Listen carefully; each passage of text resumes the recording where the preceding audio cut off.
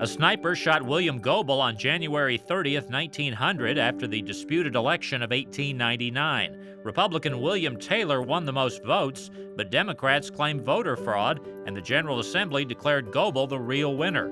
Goebel would be sworn in as governor after being shot. He would then die February 2nd. Democratic Lieutenant Governor J.C.W. Beckham would eventually become governor.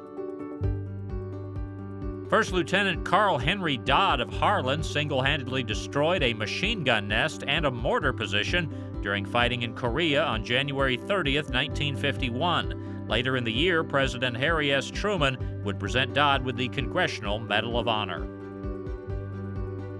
Flood forced hundreds of people to flee their homes on February 1st, 1950, as heavy rains caused creeks to rise from Frankfort to Paintsville to Falmouth.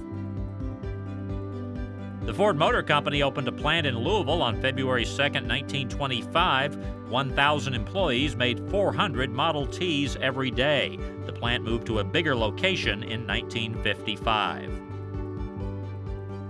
Country music superstar Loretta Lynn signed her first record contract on February 2, 1960. She signed with United Western Recorders of Hollywood. Her first song with the label, I'm a Honky Tonk Girl, would go to number 14 on the country music charts.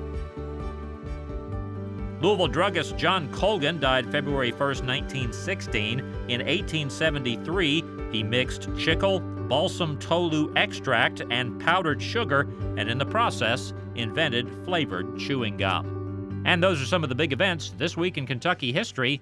I'm Toby Gibbs.